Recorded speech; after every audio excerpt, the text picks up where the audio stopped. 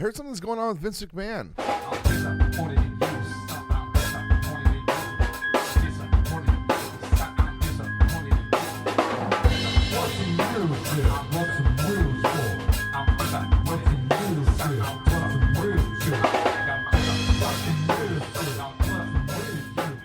All right. So for those of you who haven't been following, the Wall Street Journal, a pretty reputable source, I think we could all agree, put out I wouldn't call it an expose, but just an article about the infidelities, for lack of a better term, of Vince McMahon. Now, I know anyone who's followed professional wrestling can probably see that Vince McMahon wasn't some model of a husband, just from the way he acted on television, from past interviews, from his own trial in 1994. You found out about affairs that he was having and girlfriends that he had. So the idea that, oh, wow, I didn't know Vince and Linda were separated or living separated or whatever, shouldn't be a surprise at all. I mean, I felt like that was kind of a given from just the late 90s. And in reality, the headlines, say Vince McMahon paid $3 million to hush this female up. His former, I guess, partner or someone he had an affair with. And the $3 million really, that part is irrelevant. It doesn't matter. It was Vince McMahon's personal money. It was his money. It was not company money. The thing that everyone's focusing on is her salary. When she was hired as a paralegal for the company, I believe in 2019, she received a $100,000 salary. And then apparently sometime after she started seeing McMahon or sleeping with McMahon or however you want to categorize it, her pay then got bumped to $200,000. And then the article went on to talk about how Vince McMahon passed her off at like a toy to one of his right-hand men,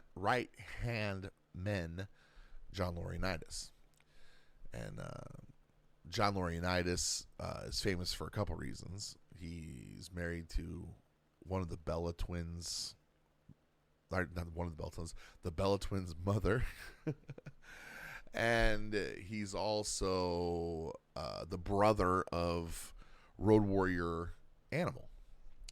And that's kind of his. And he was a big, in the 90s was a bigger star in Japan than he was in America, and got this reputation as being this finish man.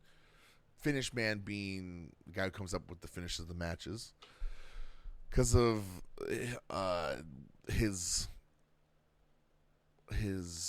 tenure in Japan. And he came back and worked in WCW, and WCW was absolved by the WWE or the WWF at the time.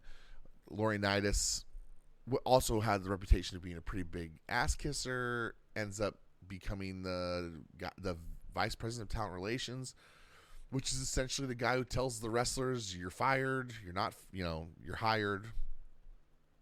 He's like the general manager of the club. If Vince McMahon is, you could say he's Jerry Jones, but Jerry Jones, I think, is his own general manager. As to where maybe like a George Steinbrenner. Well, no, because George Steinbrenner still signed guys. I'm going to have to think on that one when it comes the comparison of like the owner. Because Vince McMahon obviously is hands-on everything. But the actual talent acquisition, he's got it set up to where it's like he has his scouts who go out and scout these guys. They bring them in, and then Vince takes a look at NXT and sees what he picks, what he wants from there. It was a better comparison, I would say, back when like Triple H was in charge of NXT, because Triple H was kind of like the general manager, and he was the guy drafting the future. Anyways, when Triple H had his recent heart issues, McMahon went back to Laurinaitis because, you don't teach an old dog new tricks. So, in the settlement, there was an NDA worked up by Jerry McDevitt, the lawyer that's been with McMahon for over 30 years, or close to 30 years. And they paid the woman $3 million to hush up. And this testimony or this leak or whatever came out from an unnamed friend. And that right there poses a question for me. Where does the Non-Disclosure Act become void? Because I feel like, and again, I'm not at all educated on anything like this. And I'm guessing because there is an investigation and he is being, looked into by the board of directors. Where's the line? If you sign a non-disclosure agreement, you are not allowed to disclose information. So is there other information that the non-disclosure agreement was protecting? Or is this a case of the anonymous caller being, keeping them anonymous so then you can't pin who the source is? I don't know how that works. But the board of directors has hired a law firm to do their own investigation. And again, the issue at hand is the $100,000 raise. Because he's using shareholder money in order to pay off his women. How many other women has this been done with? I don't know. But of all the things that Vince McMahon has done, is this really the thing that's going to bring him down? And is this the beginning of the end for wrestling, professional wrestling, as we know it, changing? Now, I know WWE isn't the epitome of what people would call wrestling these days. It's definitely the sports entertainment game. And Vince McMahon would say that himself, but we all know, it's wrestling. Wrestling's in the name, World Wrestling Entertainment. And I've had this talk with a friend of mine about the secession plan. And from everything, all indications, the secession plan would be going from Vince to the Levesques, Stephanie and Triple H. And that would be like who is probably, Stephanie would be like running the business that would be like, even if it's a figurehead position, would be like the business head. And then Triple H would be the creative head, with Stephanie probably be working with creative as well. And I think as of this recording, it was yesterday morning when we woke up, it was announced that Stephanie McMahon is the new CEO of the WWE, and that she, on an interim basis, she's the new CEO, and Vince McMahon is stepping down while this investigation is going on. What I failed to mention so far is that Vince McMahon still has the voting power with the board, so he can't be overthrown. asking him to step down temporarily is just, I think, posturing. It's just a matter of killing time. And I think that from the indications, I think that they might have known and had this plan in place, because when Stephanie stepped back from the company 6 weeks ago or whenever it was, they already knew about this impending investigation that was going to be happening. And Stephanie's a board member. So what kind of conflict of interest does that make? And then apparently they did some sort of like, Meltzer has called it a burial of Stephanie. And maybe that was all strategic as a way to make it seem like she's, like this is going to be a down the line kind of investigation, a fair and square kind of thing. And, who fucking knows? I don't know. But the one thing that this is showing is that, the Vince McMahon's not stepping away from the creative. And that's kind of like the bummer, because that's really the spot that he should be barred from. The WWE has been on this, I don't even know, this downward spiral for 20 years. Is that a good way to put it? Is it a spiral? Spiral seems like it's out of control. It's been like this long game of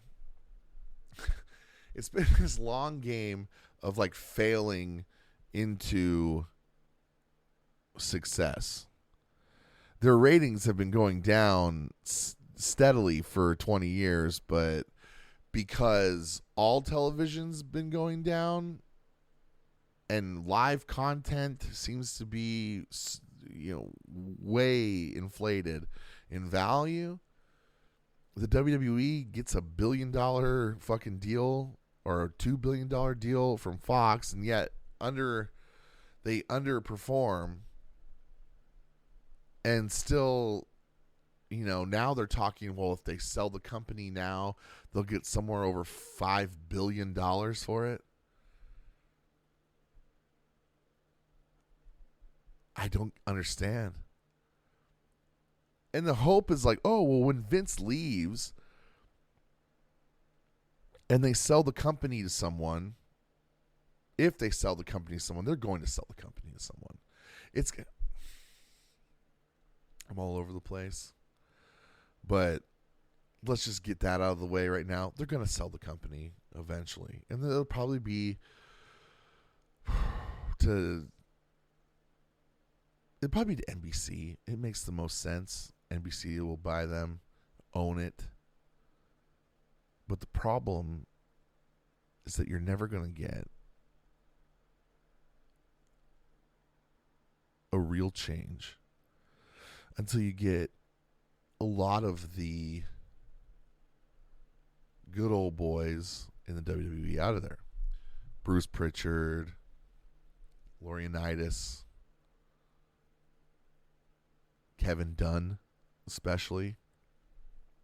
And I know that, like, there's the rumor or the story that Triple H and Kevin Dunn aren't like the biggest fans of each other, and that like, oh, if Triple H ever got in charge, Kevin Dunn will be gone.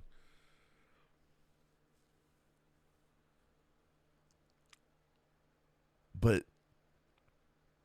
if there is a sale, and let's say they just clean house and they decide that they want to bring in a whole new kind of creative approach, unless they're like really listening to smart fans, and I can't even say smart fans, because a lot of smart fans they don't really know wrestling creative. But if they like look at Tony Khan. Like Tony Khan, he books his show like a kid playing with his wrestling figures. Even wrestlers, like if you listen to that the Majors Brothers podcast, the Zack Ryder and Kurt Hawkins. They do their fucking, or Brian Myers, or do you want to call him? They do their fucking, they were doing that fucking figure fed, and they were like booking this fake federation with their figures, and it was like their storylines were terrible, and their like the matches they would book it was very markish. It was like this mark idea instead of like using wrestling to like be a storyteller. Like say what you will about Dusty Rhodes, but like he was kind of a storyteller through his booking. And that art has been lost, and you don't really have, like, Paul Heyman was a storyteller through his booking. Hold on. And like, you just don't. I apologize. I was looking out the window, and there's this guy, suspicious dude, kind of just wandering around, crossing the street. I might have to take a break and investigate this. No, it's all right. Anyways, where was I? Yes, the booking.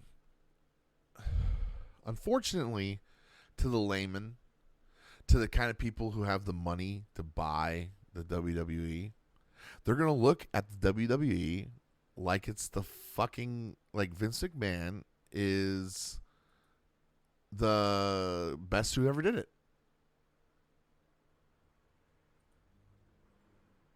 It's that simple. So they're going to look at, well, what would Vince have done? We have to do it like Vince did. Is that what we need more of if they sell? And if they do that, then how fast does it become just the content? You know, they have, if they buy the WWE and then they're able to use it in other ways, streaming, whatnot, and they own that, and they don't have to pay the WWE for any of those rights, how long are they going to stick around if they try the Vince McMahon way and it fails, like it will? You have to change it up. That's how you fix the WWE. You have to change it up. You have to. They're making a ton of money right now. And so it doesn't matter necessarily right now. And when the new contracts start coming around, that's when it's going to matter.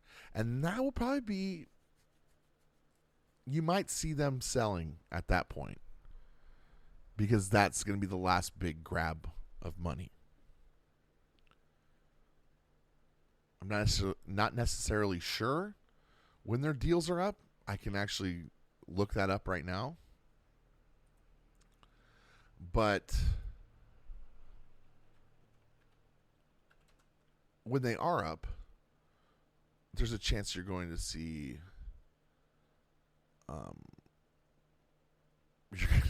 you're going to see a big change there. I think that's what, I mean, they brought Nick Khan in. You know, everyone's saying, hey, we brought Nick Khan in, or they brought Nick Khan in, not we.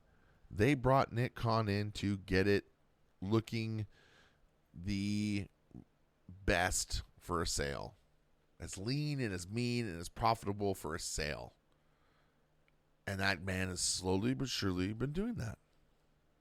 And there's people who even think that this is like possibly a coup. Could that be the case?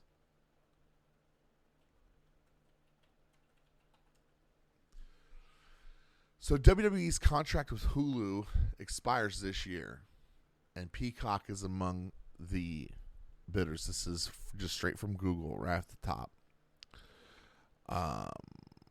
That was from November 2021. So they signed a deal with Fox. That's a 5-year deal starting in 2019.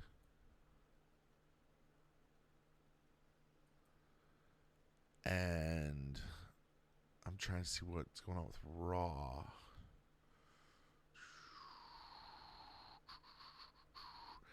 Not finding it right away. I don't want to spend too much time figuring out a TV deal with USA. So they signed a $1 billion deal with USA, or no, Fox and NBC Universal. $1 billion agreement to stream content. Yes.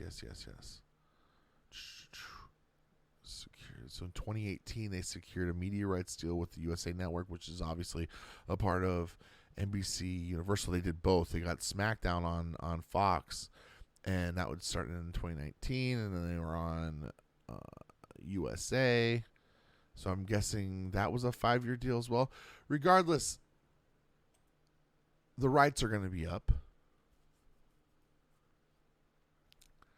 And I can see that's when the sale happens. Because are they really going to get $1 billion again for the product they're putting out? Is that really earning a $1 billion?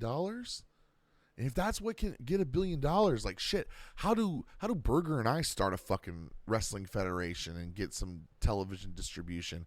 That's the thing with like Tony Khan, is like Tony Khan, obviously because he had the means, was able to get his figure federation on TV, and then all these fanboys jerk off to it. And it's like, there's so many times I'm watching the AEW show and I could come up with a fucking better storyline or something that would make you really fucking want to watch the show every week. And, maybe that's just me. Maybe I think that because it's my idea, I would watch it. But fuck, I mean, you could tell the idea to Berger. Berger would jump right on it. Is that a bias towards my booking style? I don't know. But I just feel like if I could come up with better ideas in 5 minutes, how come Tony Khan can't do it when it's almost his full-time fucking job? Or Vince McMahon, not just Tony. Vince McMahon's shit is so poorly scripted, and it's like the more they script it, the worse it gets. And yet they think that they're doing this like really big time production because they have writers and they have a writer room and they have scripts and they have dialogue and they use jargon and bullshit. It's not real. The most exciting shit is the UFC. The most exciting shit. The human triumph is such an easy and effective plot device to use in sports. And when you're able to control the outcome, rig, whatever you want, however you want to refer to it, when you're able to do that,